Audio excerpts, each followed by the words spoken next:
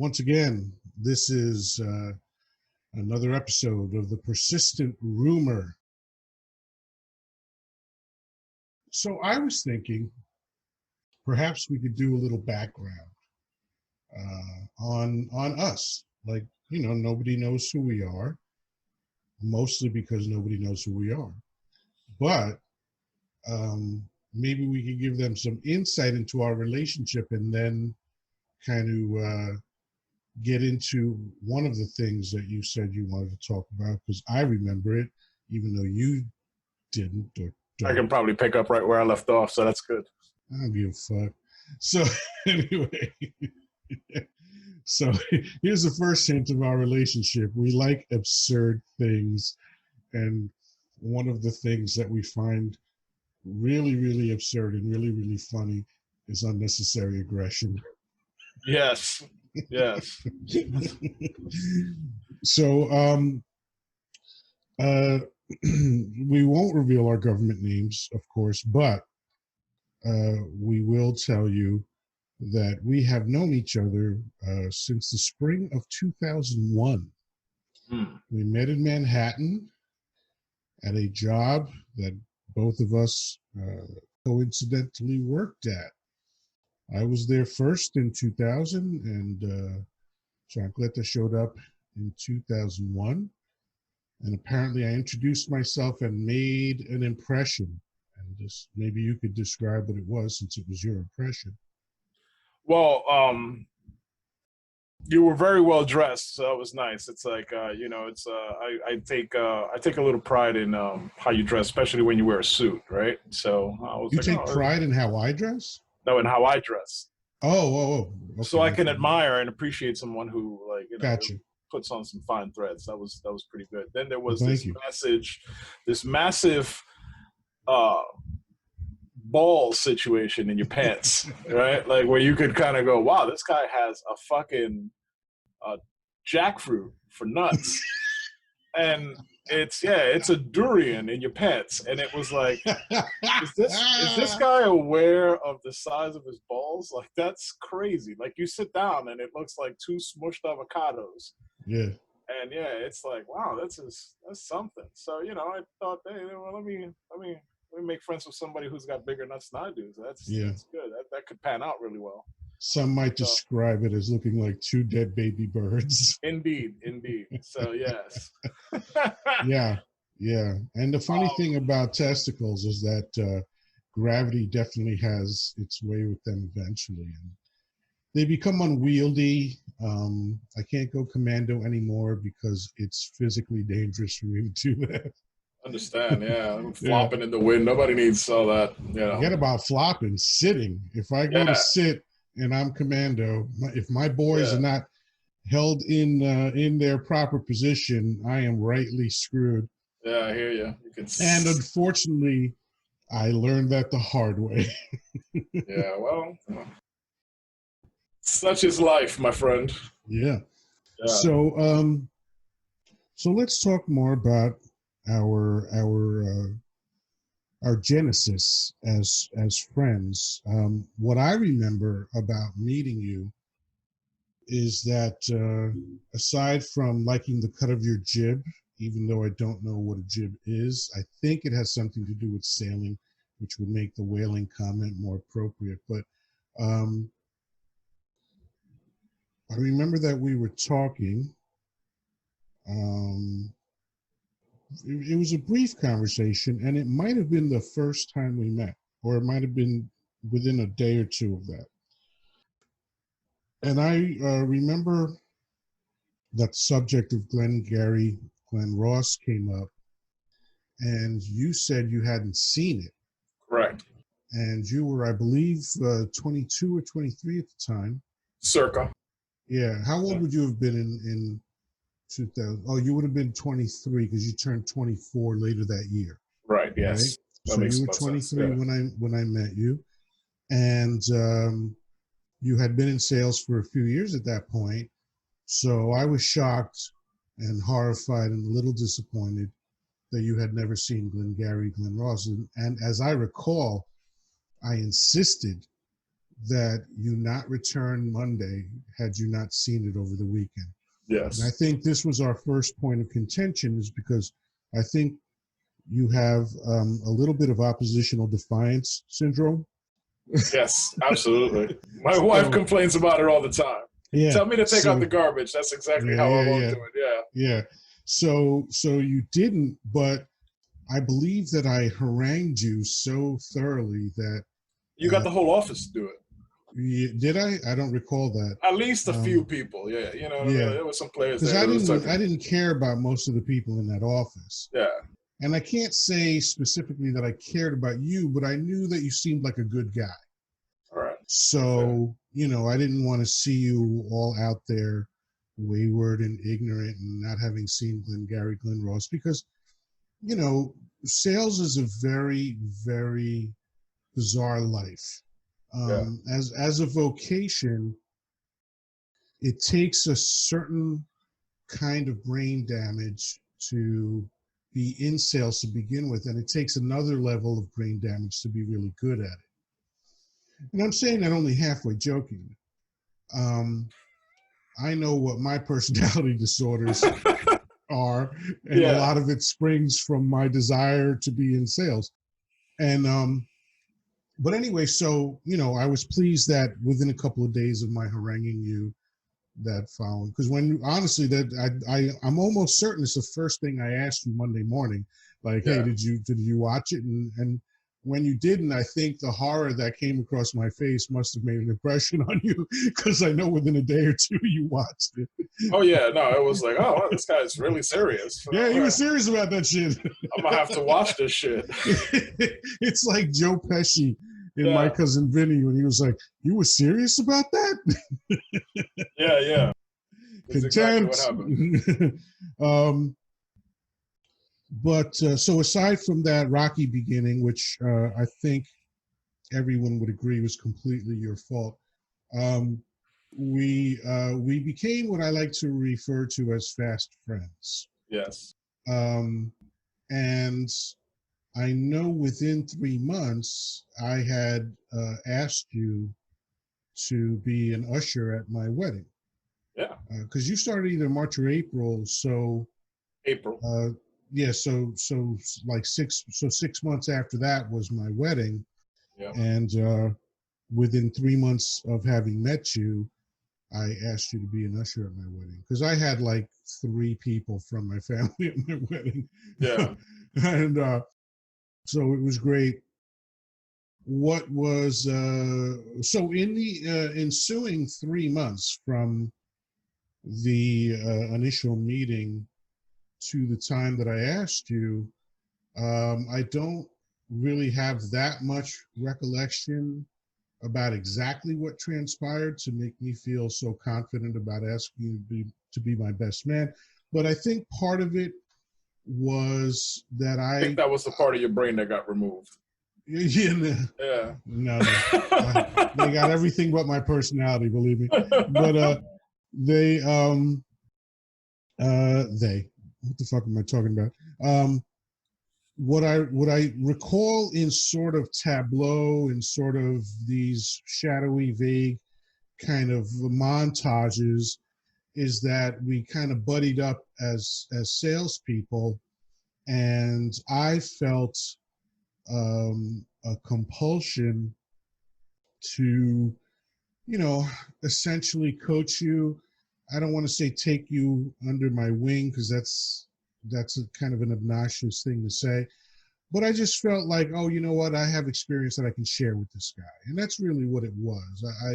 I didn't come at it in a condescending way. It was just like, okay, this guy's kind of got the raw material to be a successful salesperson, and you had success before you showed up, to where we mutually worked. But I just felt like, oh, I've been in this game a long time. I think I was in sales about 17 years, almost 17 years when we met. So, Yep. I had a little bit more experience, and I wanted to share that with you. And He's so older, ladies and gentlemen. yeah, I am in fact 13 years older than you are. Indeed. Um, and I might have mentioned that previously, but not in the video podcast. I think when we did our initial attempts, which is like dry humping a rug. Yeah, yeah. We just did audio, but anyway, so I do recall that it was always fun hanging out with you. Sometimes it was frustrating because at 23 you were a typical 23-year-old man, and that is to say that you were a fucking lunkhead. Yes. Yeah. Thank you. But Cheers to you there, friend. yeah, Yeah. but I was closing. I was just a couple months from. Actually, I was about a month and a half from turning 37 when we met. So, I had, I just had some life experience and some sales experience that I could share with you, and we did. But mostly what I remember, and again, just this amalgamated group of memories, is that we just always had a good time. Yeah. We always laughed a lot when we hung out. And then Oh. we developed a ritual, which I came to love, and I still keep it fondly in my memory, Yes. of on commission day, which was the first of the month. We would just fuck off. Yeah, yeah. We spent money like drunken sailors. Like drunken nuts. Fucking sailors, man. Yeah. This is a very naval themed episode. Yeah, well, it's happenstance. We got whaler, jib, drunken sailor. It's all a theme today. Yeah. So I guess we'll have to talk about buggery later. Hi-oh. So that's a bunch of malarkey. Malarkey. Oh shit. So the ritual revolved around pampering, and it was like later on in the show Parks and Recreation, or Parks and Rec, I forget. Parks and Recreation, whatever. So there I think it's Parks and Recreation.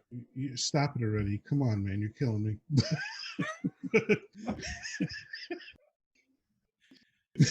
But one of the characters, the big black chick, I said big black chick. I don't give a fuck. You understand? So I look forward to your letters. Yes. Anyway, so they came up with this thing that the big black chick and the brown Indian dude were like, treat yourself, like that's what they did to reward themselves. They would go on shopping sprees and shit like that. And though we didn't go on shopping sprees per se, the theme of our fuck off day was about pampering ourselves. So I recall getting shaved at the Art of Shaving. I recall getting like going to an elaborate lunch that was ridiculously expensive and took 2-3 hours. Yeah. And then we would then get dinner. Yeah. I think I got fitted for suits. One time when you were getting shaved, I was like, I'll be right back, and hopped over next door, and I was like, let's go get fitted for some fucking suits. And I was like, And of course, I almost forgot, and that's kind of a weird thing to say. How do you know you almost forgot? Because you either forget or you remember. There's no almost in either case. Yeah. But that's another episode. But anyway, I recall that cigars were a staple of our fuck off day. Yes.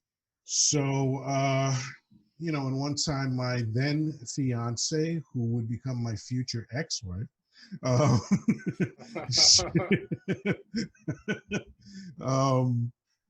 she joined us for one of the dinners, or I don't remember, was it lunch or dinner? But I remember it was at a smoke shop, and then they also had a restaurant. It was downtown. the JR Cigar in Wall Street. In Wall Street. That's when they had that big, that corner building where the entrance was huge. I think that was so spectacular. It was an amazing place, but they closed down years ago. And Yeah, I actually started working for a cigar shop after a while. So I worked for that Yeah, Sherman, which now is closed. They got yeah, bought out by yeah. Altria or somebody, and now the Shocking. cigar shop is closed. Yeah, so and I'm fully digital now. I went from analog to digital. Yeah, I'm digital too, but I'm referring specifically to masturbation. Indeed. Hi-oh. Hello.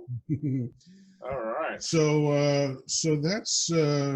that is the snippet, if you will. Slightly larger than a nutshell, slightly smaller than a novel, but that is the basis of our friendship. But then, of course, our friendship developed far more significantly from that point. Um, I was spending time with you, or well, me and my future ex-wife were spending time with you and your future ex-wife. Yes. We And also had sex. yeah, Yeah. and I'm not even going to define what we is. Um, Which um, we? which we are we talking about? Yeah. But um, that I remember was particularly interesting too. And again, whenever I think about those times, I just mostly remember just sitting around laughing a lot. You Yeah. know, uh, I think at this point, like, I think I got divorced with my wife out of solidarity to you. You know what I mean? Like, I just, yeah, I don't even remember what the fuck I got divorced for, that's but it so was just, funny. yeah, I actually do remember, but I couldn't say it. But uh, I remember again. This could have been one of the first times we hung out properly, like for dinner, or it might have been the first time.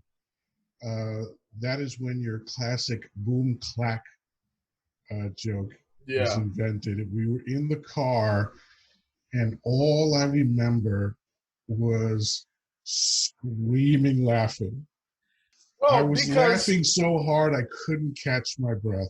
so I'm gonna tell you this story, and I'm gonna make it brief because part of it is just like it's bizarre to me that people do this because like I'll go and I'll take a shit, right, and it's like a thing. I'll read up a little bit, you know what I mean, and I kind of sit there until my legs are numb and I'm not shitting anymore, you know what I mean. Like it's if it takes 15-20 minutes, it is what it is, right? Like I'm not in a hurry. This is happening, and there's people that when you're in a public bathroom, they'll go to the stall next to you or a stall down, and almost invariably you'll hear somebody just kind of like just pushing or some shit like that. In this one particular case, I'm sitting down and this guy comes in and it's a charge, right? It's a fucking charge to the toilet. And like he opens the door in a way where, like it's forceful. It just startles you in the stall next door, and all you hear is boom, clank, right? And then this guy's and it's the Macy's 4th of July fucking extravaganza going on in the toilet next to you, and I'm like shit. I'm looking above me to make sure that like no fragments are coming on because it's like what's happening with this guy? I'm looking for shit coming from the top just to make sure I don't get any on me or whatever. And this fucking guy is like, flushes the toilet about 6 seconds later and leaves. And I was just bewildered. Like, yo, did this guy just like fucking push out like everything and just like went back to like the cigar shop and started smoking? Fuck. Like somebody just like that's FOMO to me. Like that's just fear of missing out. You know what I mean? Like what there's nothing that I enjoy more than a good shit, but some people just gotta rush it, and it was just like so bizarre that happened, and it happens more often than you think. This was just the most like fucking the most insane, the most forceful shit I've ever heard. And I know who it was too, and I won't mention names or anything, but Oh, well, you actually knew the person. yeah, it was a That's regular funny. it was a regular client. And I knew because of the shoes. You see the shoes and then you go, oh, those are the shoes. You fucking psychopath.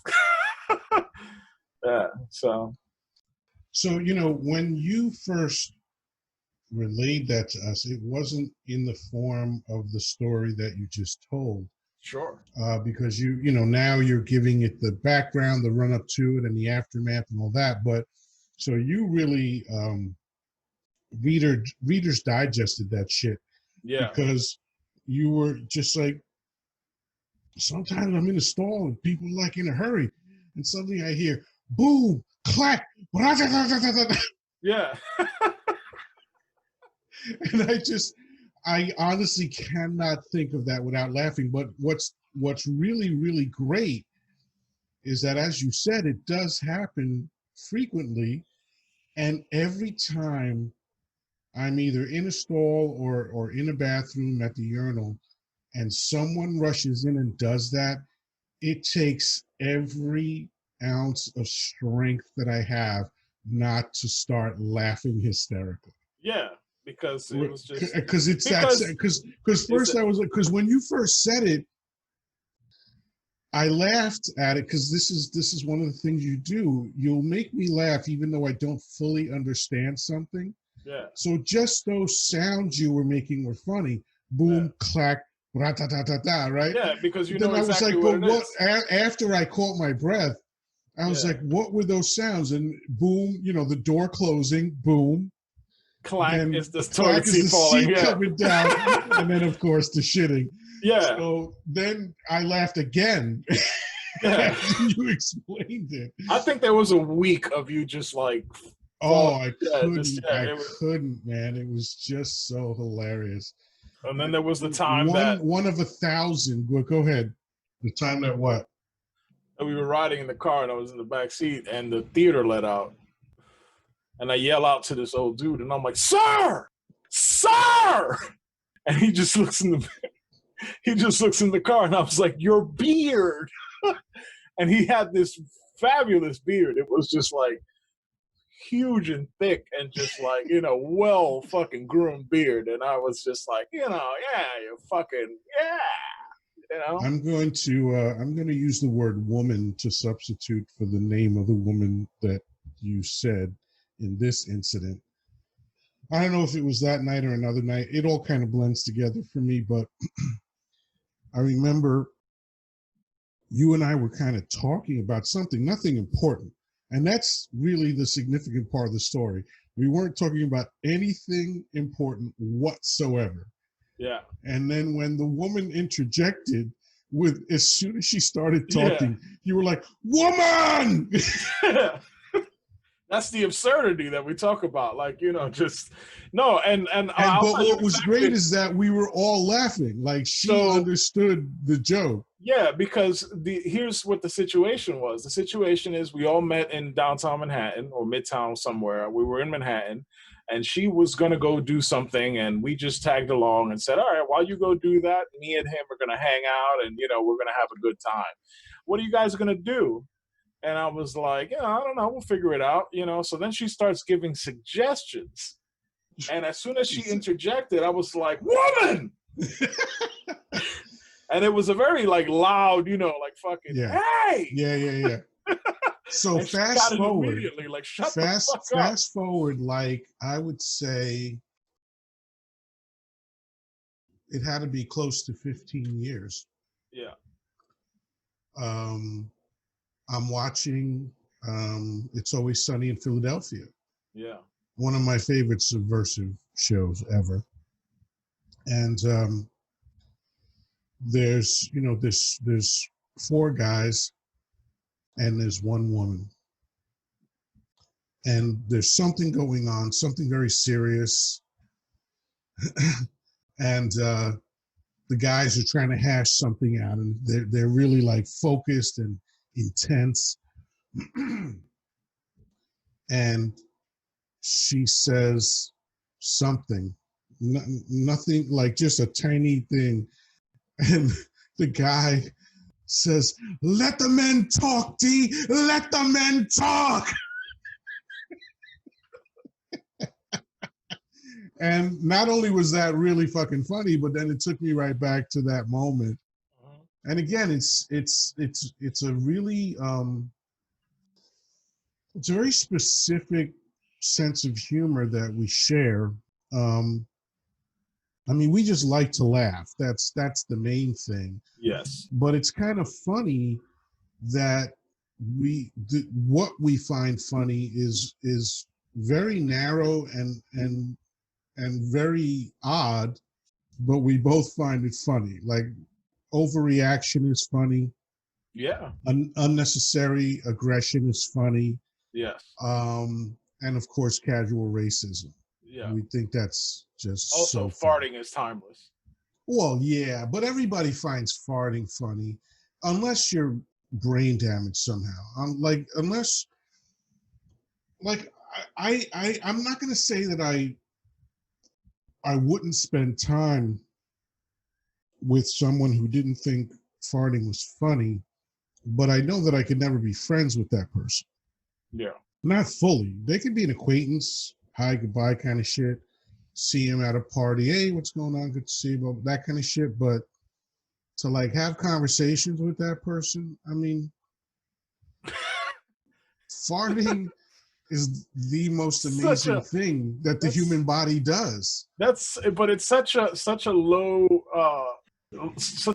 threshold to to like It's to such meet. an easy bar to cross. Like Yeah. even infants laugh at their farts because it's look, man, the body does at least 1,000 amazing things. Yeah. You know, the heart beating and the fucking digestion and blood somehow going through miles and miles of tiny capillaries. And all of that shit is fucking phenomenal. Yeah. But nothing else that the body does produces a musical note. Yeah, yeah. Here's Swanee Reaver, the key of E. I mean, I mean, you could say that burps are a musical note, but for whatever reason, I just thought of the reason. I had actually never thought of this before, but we are accustomed to making sounds out of our mouths. Right. Right. So a burp is just another sound in that continuum. Yeah. Right. It's amazing. I'm 56 years old and I never thought of this before, but that's what it is. That's why like burps are fun to do. They certainly feel good and all that, but your ass isn't designed to make a musical note. Right, that's not its purpose. And the fact that it does, and the fact that it's always different. It's a different musical note, and you never know which musical note it's going to be. Especially when your ass is like flat on a chair, and it has to exit the side of your cheeks. Yeah. And you get that poof. Yeah, that's a skitter. It's skitters. Yeah. You can almost hear the skit.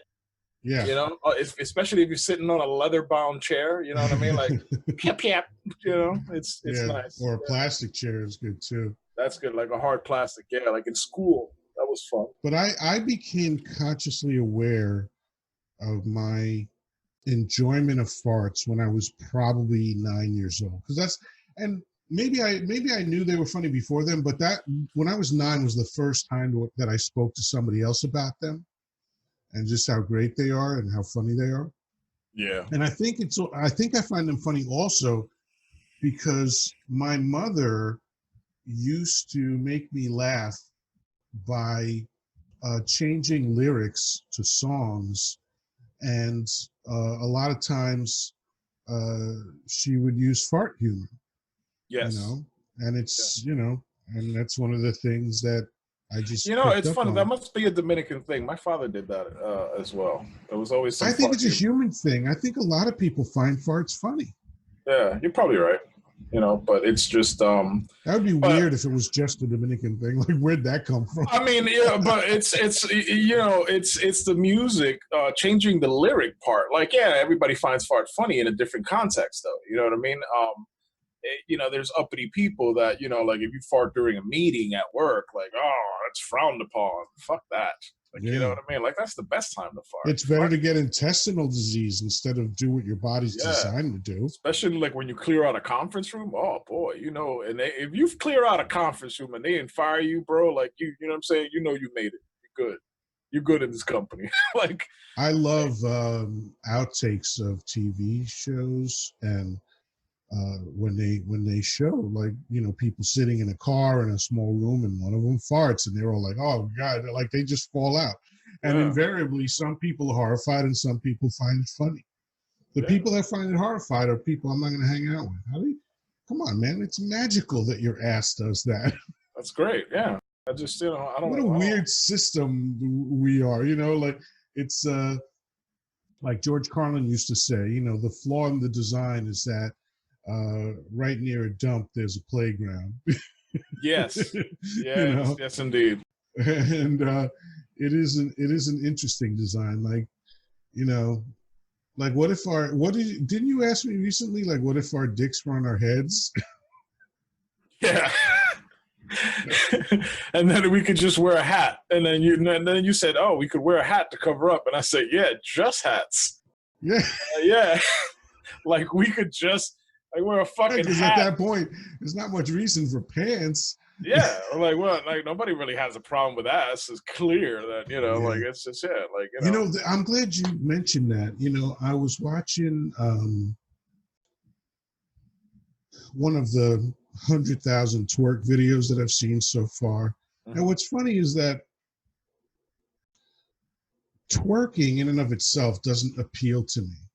right. But I'm going to keep watching. I'm going to keep watching the videos until it does. Good. That's a good plan. But the reason I brought that up is because I was watching a twerk video just the other day. There's this Facebook group that publishes one like pretty much every day, and they, this chick is in public wearing a bikini. Now, I'm not mad at this chick, but when you look at the bikini and there's just a string coming down on her ass crack, it's like that's considered not naked. Right. That's the weirdest shit in the world. Aside from whatever that thing on Dump's head is.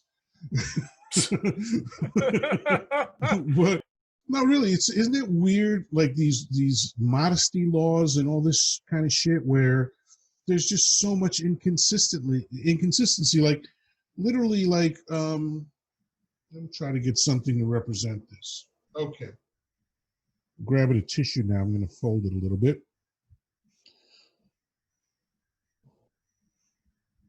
You can have a piece of cloth roughly this big, and actually maybe even smaller, as long as it covers your areola and your nipple. The rest of the, it's kind of the opposite of an iceberg. Like, we see the top 10% of an iceberg. With breasts, all you do is cover 10%, and then you can show the rest. That's really bizarre, and the fact that you can show both cheeks of an ass and, say that that's not nude because there's a string in between the ass cracks that you can't even see on most chicks. It's inside the crack. Especially the chicks that I like to look at, you definitely ain't gonna see that. You'd have to put on a helmet and fucking dig for a minute. Yeah. But like, it's just tunnel rat. Yeah, it's just a spelunker, whatever you want to call it, brother. Yeah. But it's like it's so weird that that's not naked. And if you had a bikini, so if you had the bikini that just covered your nipples, and then the crack and the patch of cloth, this big maybe to cover the vagine, suddenly you're not naked. How is that? And what's really, really funny is that the first strip club I ever went to was called Dangerous Curves until that cunt Giuliani shut it down. That was an all-nude strip club. Yeah. And the stage was about the size of a dinner table. So you had, it was right there. You were staring down the barrel of the gully. Yeah. If she was a squirter, you'd be fucking yay! Forget about it. Splash. Forget about it. But here's what was funny. because it was all nude, they couldn't serve alcohol. Right. Which is a Right. weird law, but whatever. Right. Because so the idea apparently is if you have that tiny amount of cloth covering nipple, asshole, and vagina, then you can introduce alcohol Right. because everything will be fine. Right. You know, guys won't lose their minds somehow, you know, but if you remove those tiny pieces of cloth, suddenly you can't drink.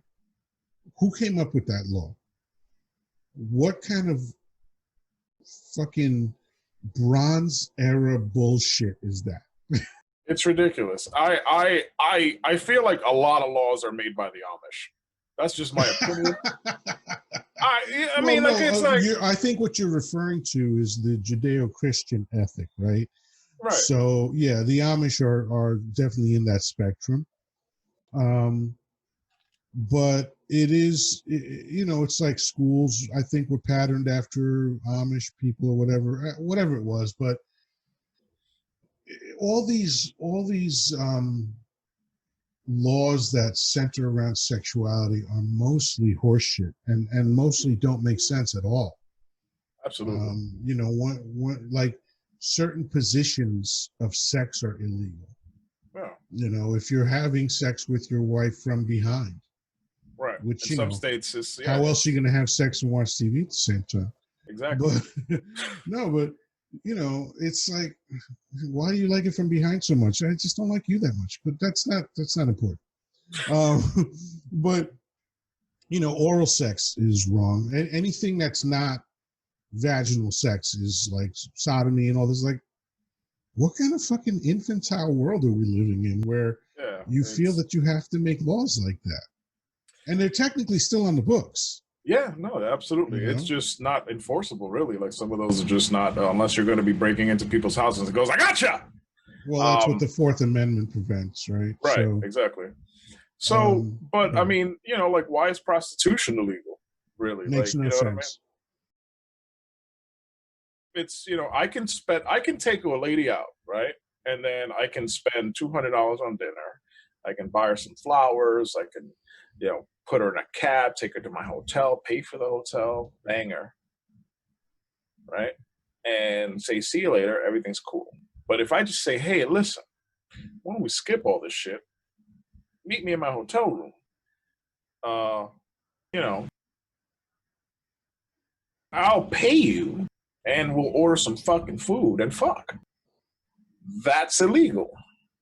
And it's ridiculous. With one caveat, there is something that would make that legal. If you pay taxes. Mm-mm. Okay. And this is the dumbest shit. Because so far we've got, you can have sex for free. Right. Right? Two consenting people decide to have sex. No money's exchanged. That's okay. Right.